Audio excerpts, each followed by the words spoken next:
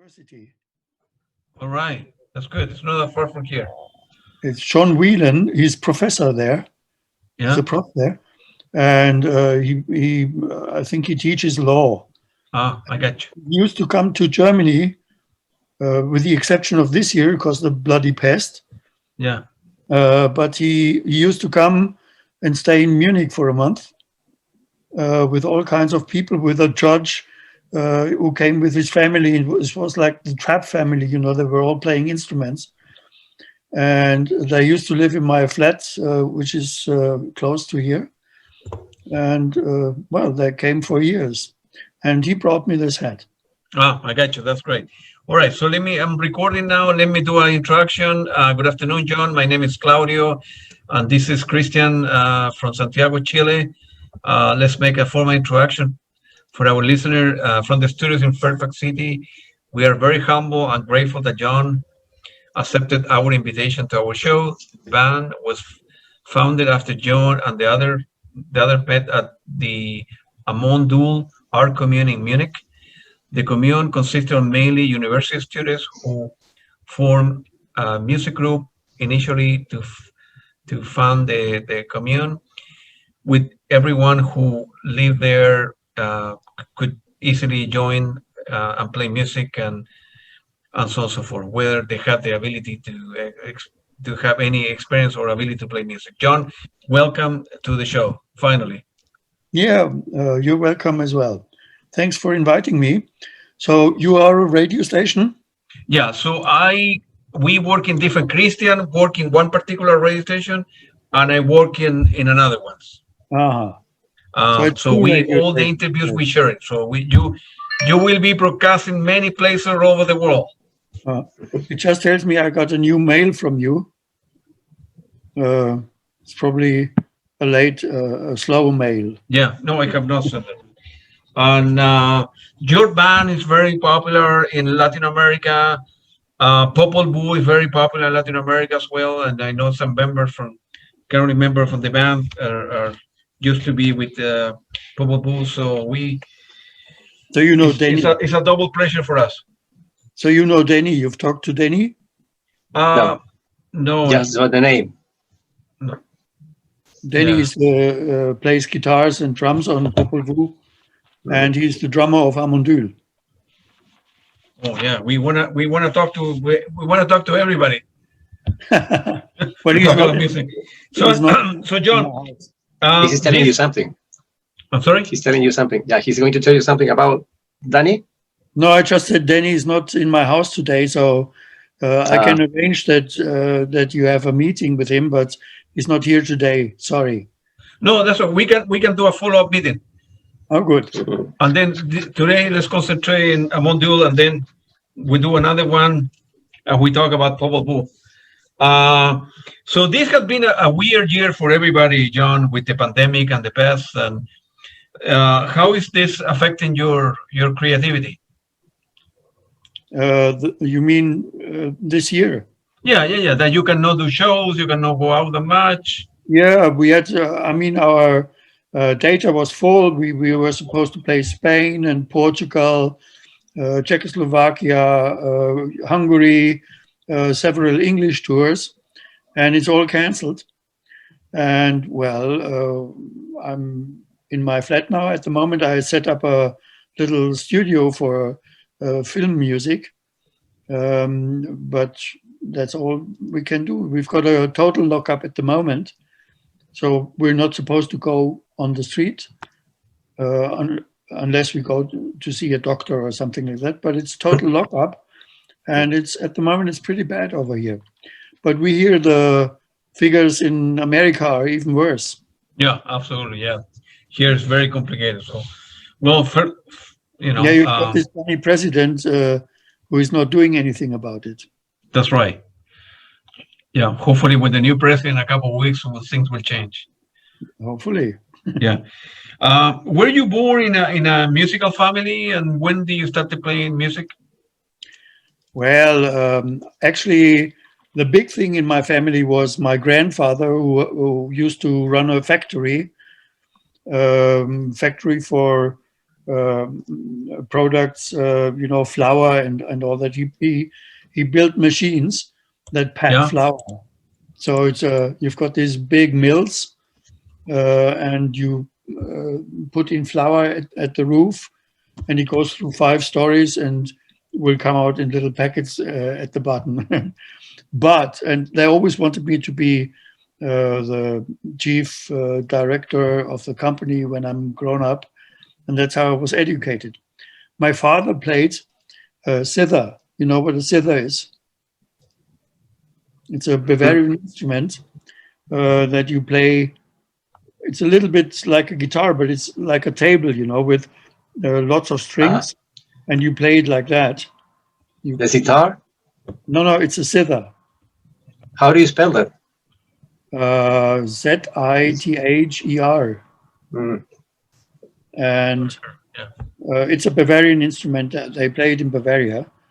And my mother played accordion, this big accordion.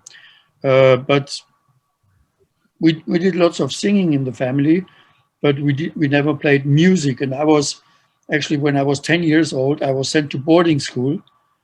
And that's when my musical sense actually woke up. And unfortunately, my grandfather had to do without me.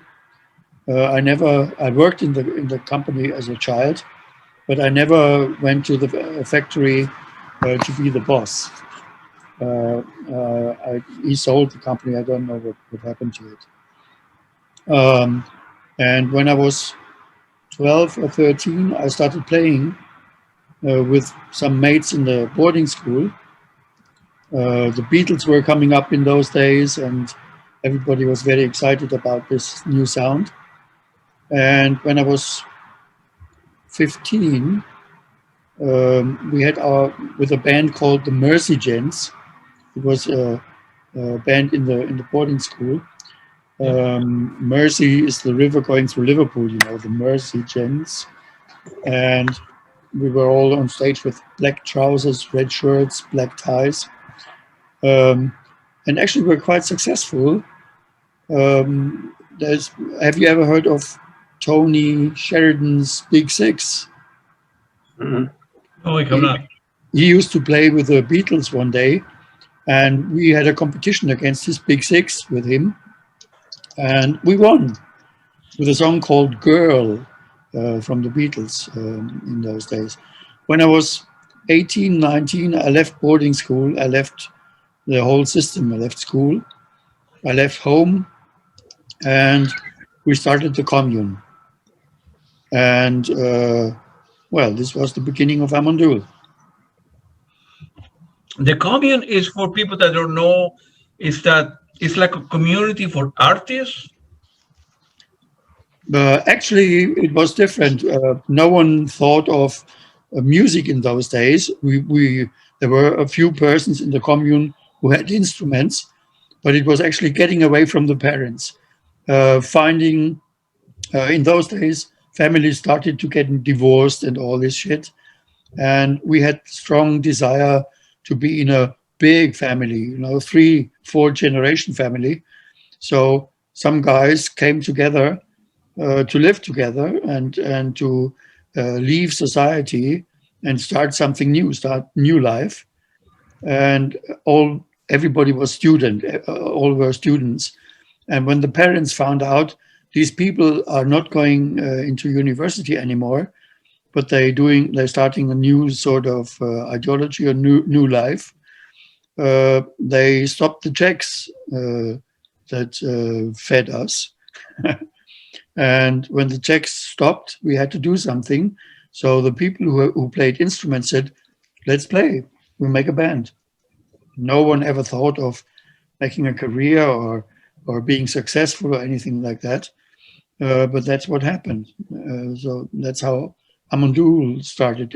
It was called something different, had different names and many names, until it ended up being AMON DÜÜL. And we finally did our first album, Phallus Dei. How many people were in that commune? Oh, that was 100, 200? No. sometimes it was 20, sometimes it was 7. You know, it was fluctuating. It was more or less, but it never was hundreds. We had in our best, in the beginning, it was a handful worth, and we had our first house. It was impossible in Germany to get a house because we had long hair, and this when you had long hair, you still got beaten up in Germany. You know, it was really dangerous on the streets. It was the times of students' revolution, and we had to move in bulks, you know, many people together, so we could defend ourselves. And we were absolute outcasts, absolute out of society, and no one would let us rent a flat or a house or something like that.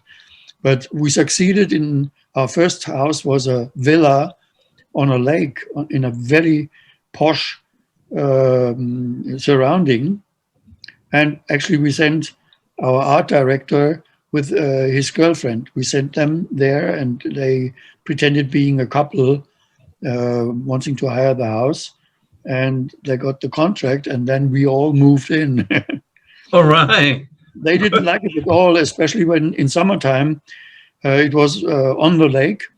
When we went into the lake and actually entered their boats, all these neighborhoods, they had boats and all that. We had nothing.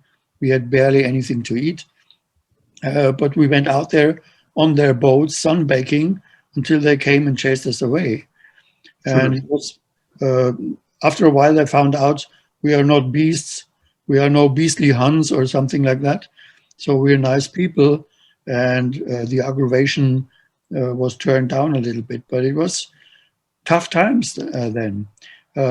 After a while, after a couple of years, we did tours from this house on and went through Germany, playing all kinds of gigs. After a while, you know, the house was on the lake, and the kitchen was not very clean always. You know, in communes, one problem is the kitchen. And in fact, we had rats under the house, water rats, because it was on the water side. And our roadie tried to scare them out. He put petrol into the rat holes and lit it. And out came naked rats because their fur was burnt down.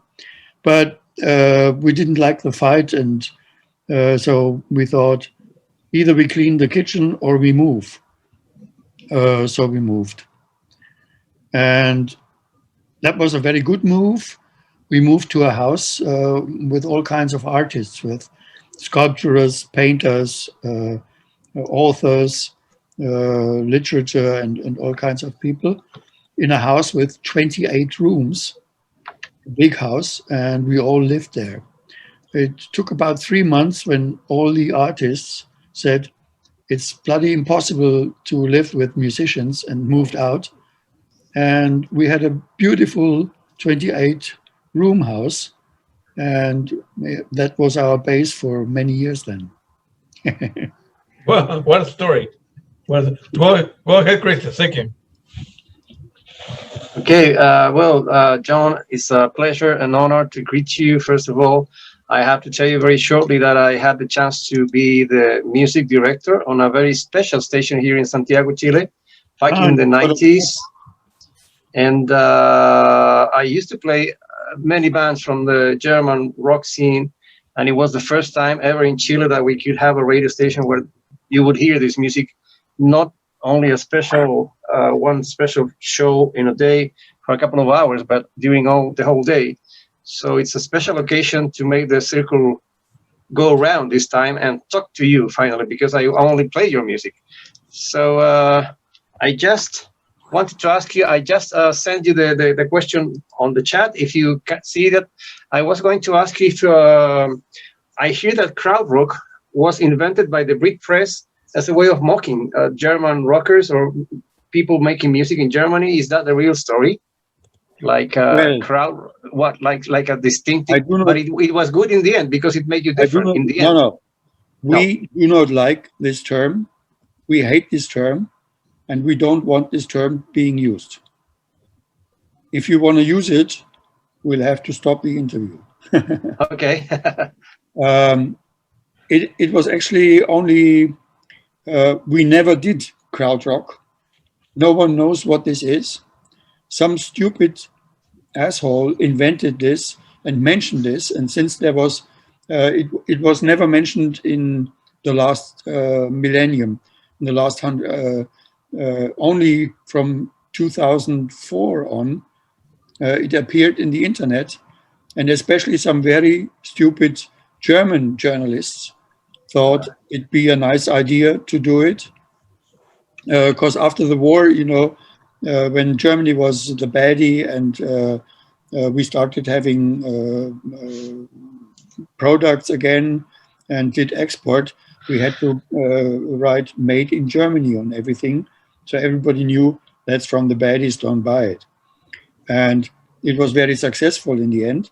So the German journalists, and it was only 2 or 3 especially stupid people, they thought it might be a good idea to have krautrock.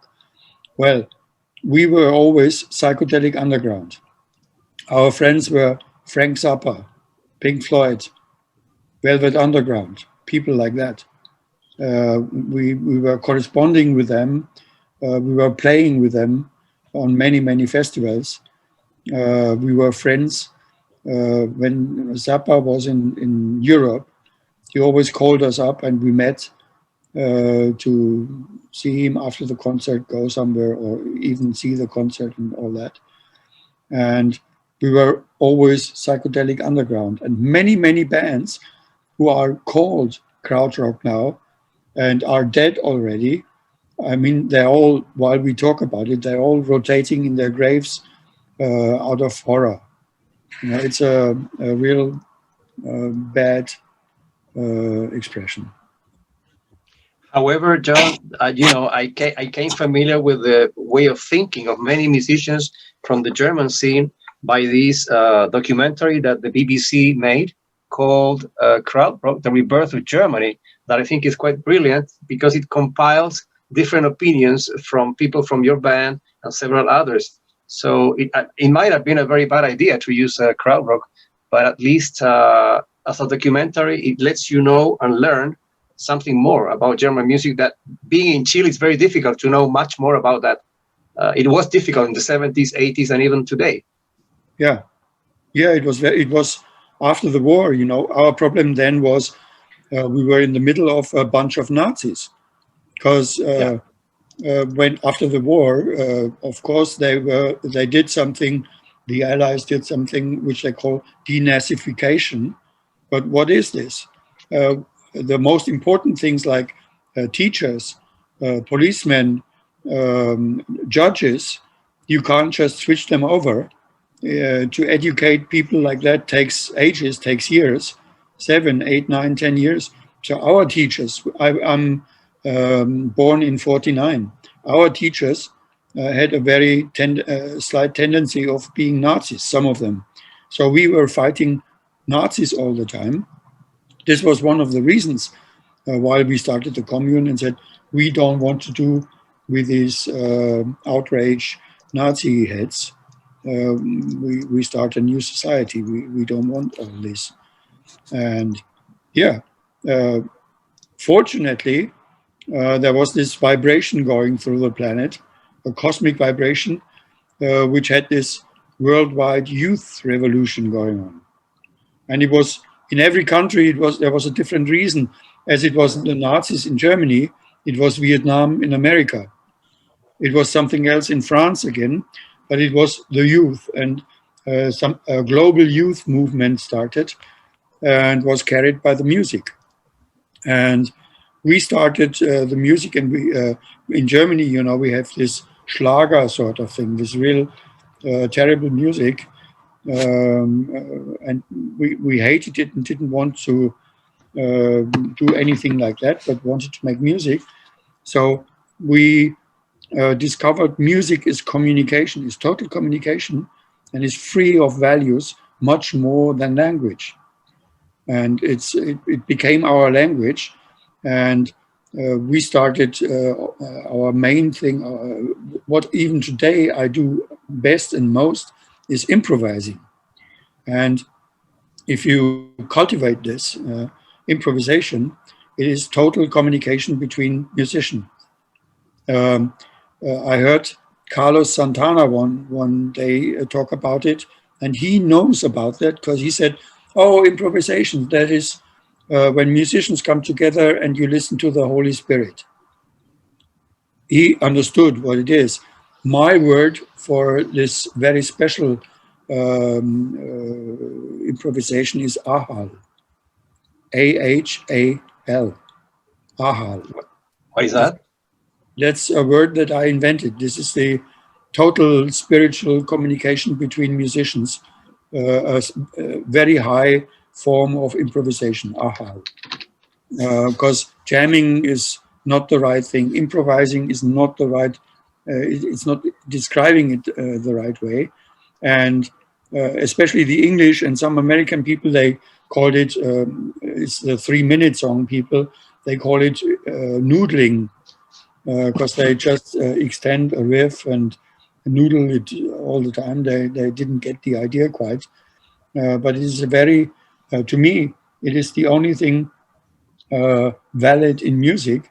You know, when I started music with 13 or 15, it was about the chicks. I started playing the guitar because of the chicks, and it worked. Later, you find out there is something else in music is doing something to you, and then music becomes more and more important. And very nice, we are celebrating Beethoven today in Germany. It is 250th, not birthday, it's his christening. They don't know exactly when he was born. So everybody knows the symphonies, everybody knows the music that has been written down. Very few people know that Beethoven was actually going on tour and going on stage, and he was improvising, and people came to hear him improvise. He was one of the big experts of improvisation, you know. And yeah, it's great to hear that. It's the same aim that we have, the same fun, the same desire, the same spirit. Why is there music? You know, so it has really made a big move in the 50 years from music for the chicks to music for God. All right. So this takes us to my next question, John. How powerful was music to move people and influence their behavior, their actions and ideology? Do you think it's changed in any way when you began playing with AMON DÜÜL? You think that people are, because technology has affected the way people, in the past, they would have to listen to the radio. Today, they make their own playlist and they are more independent. You know, everybody is depending on the cell phone. And how much has changed the capacity of music to move people and to shape them in some way, ideologically, or I don't know, to shape their thoughts? You know what I mean? Music is one of the most important things in the life of humans. Through the centuries, through the millennia, it comes in all different intensities, all different ways. At the moment, it is more for the specialist music. Music is still moving, it's moving our emotions. It has expressions that we don't have words for. So it is very important still for human beings to survive. But music is also the most abused thing in human history. In the 70s, in the 50s, 60s, 70s, music had an impact on the development of people in a way of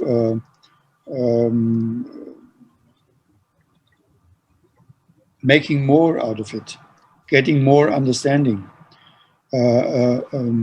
self-completing something that is talking to your own innermost, to your individual innermost, and you mustn't be told of anybody what it means. It triggers a very special private meaning in every single individual.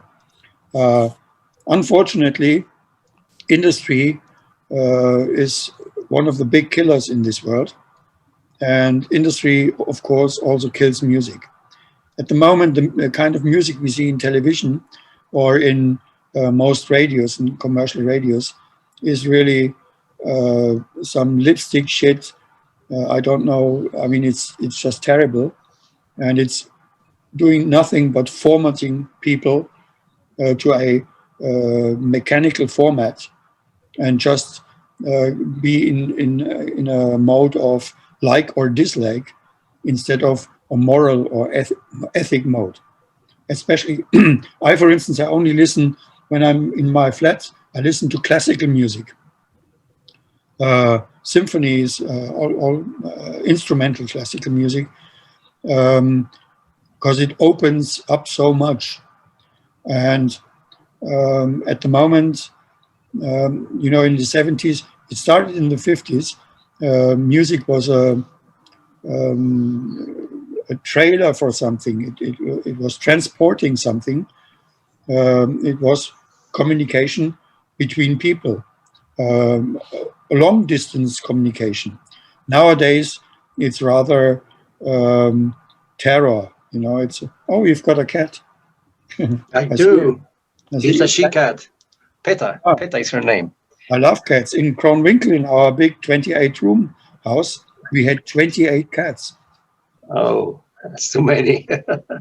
Yeah, sometimes it's we had the faint smell of a zoo in the house.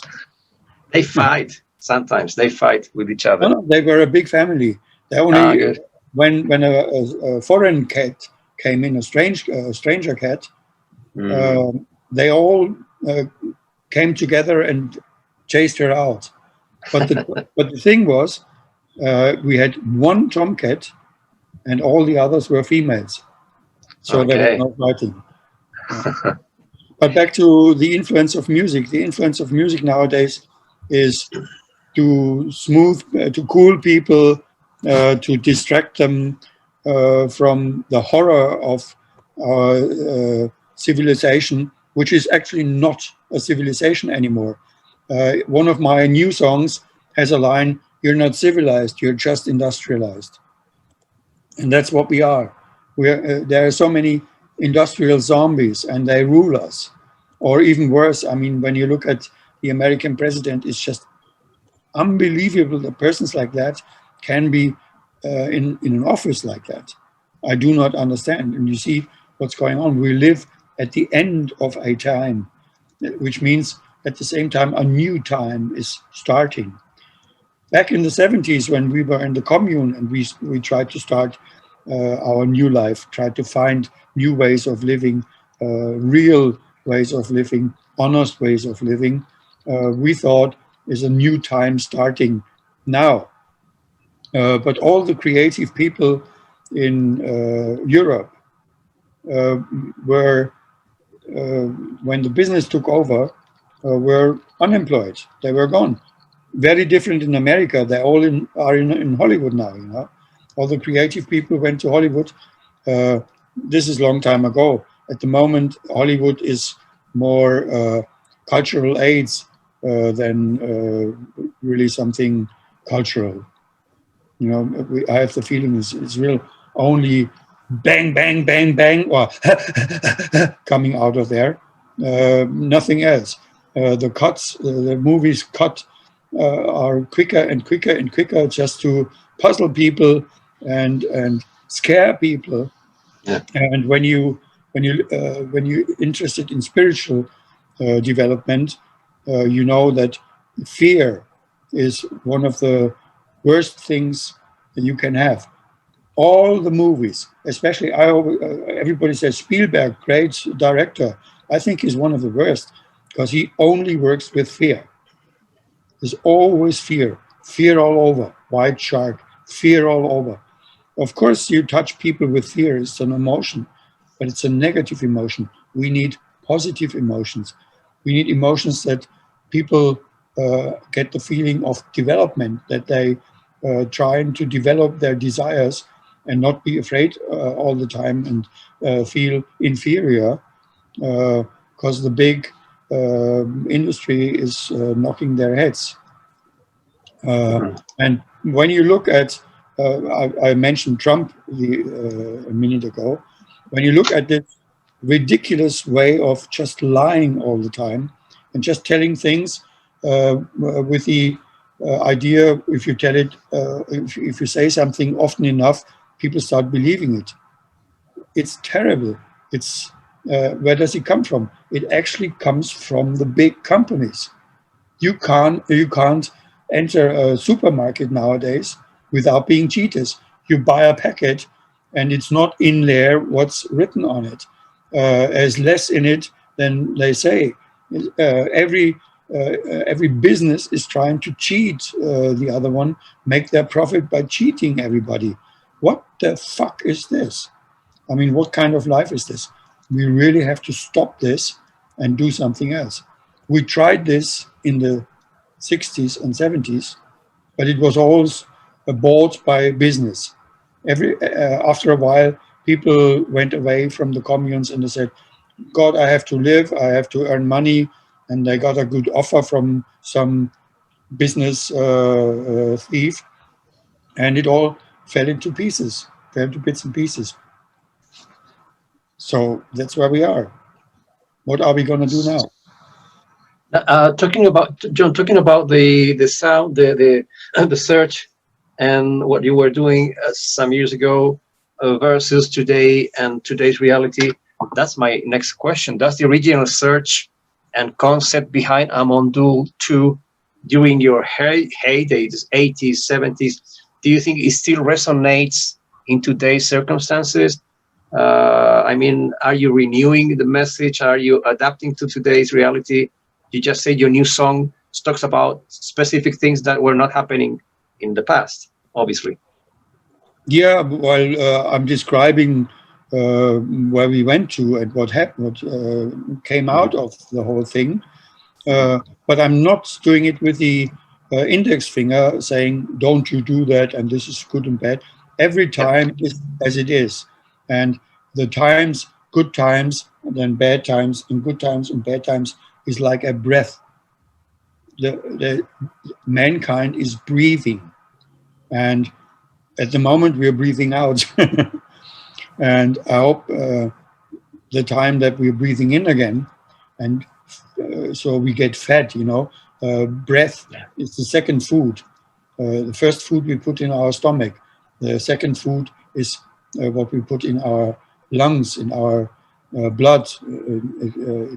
It makes the second body, the astral body. And there is a third food as well, which we have to find out what it is. But I'm waiting that mankind is breathing in again and feeding mankind again. And, well, we'll be there. We haven't stopped the career because we like playing, and we're still making music all the time. At the moment, it is very, very, very difficult because you're not allowed to come together and make music. You know, we're not even allowed to celebrate Christmas. People are told not, the families are told not to come together, not to meet grandpa and grandma because you might infect them and they'll die. Are they doing this in America as well? Yeah, yes. Yeah. But the problem is in South America, John, is that people don't obey, and we are Latins, and people in Latin America, they love partying, and they sometimes they are trying to survive, emotionally speaking, because they've been like without breathing, without this confinement, and people are without their jobs, and some restaurants in the south of Chile are opening just the same. Some stores are opening just the same because they are revealing against the rules. They need to work, otherwise they do nothing. We even got demonstrations here. Lots of people on the road saying, "Stop it!" And when you look at it, no one really knows what's going on. In no way. First of all, the government doesn't know what this disease is all about. They don't know. They don't know how it works, and they never had the facilities to stop it. Look at the East. Look at Asia. They are used to stuff like that. They had masks from the beginning on, and it's all not as bad there. When it started in Germany, first they made a lockdown, so nothing. It was not so bad because people didn't meet, and they said you don't have to wear a mask. It doesn't help. But they said that because there were no masks. No, they were not prepared. No one still till today, no one knows what this disease is all about. Why is it here? How to handle it? No one knows. And I think this is a worldwide thing. I believe that this pest actually appears because humanity is treating the planet so badly. Yeah, absolutely. And the planet is reacting, you know. We had the pests in the Middle Ages. It was the same thing. And people still driving around with their SUVs and polluting the air, our second food, polluting it, robbing the planet, exploiting the planet.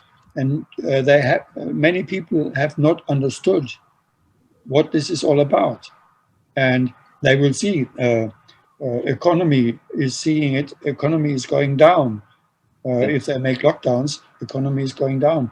And we do not need the big companies anymore. We have to go into smaller things again. We have to be more humble.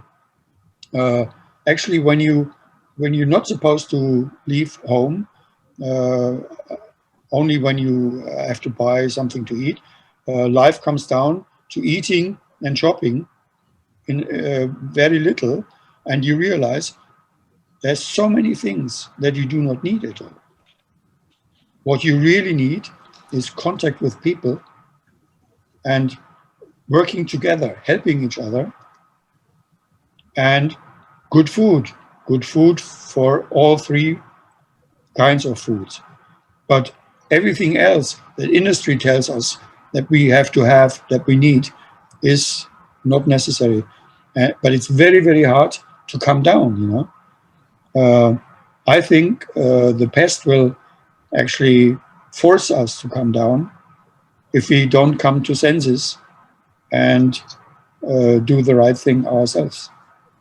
And we also, John, need to have more dialogue, more conversation and communication, because that's gone. It's been gone for so long. Yeah. Well, and real communication, not just plastic communication, not spam communication. Look at our communication facilities. Look at the internet. Look at all this spam shit. It's unbelievable.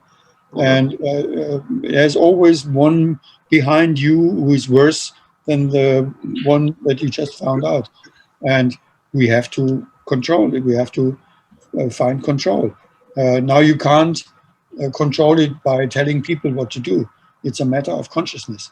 We need more consciousness. And I think this will influence the music as well, because we have to,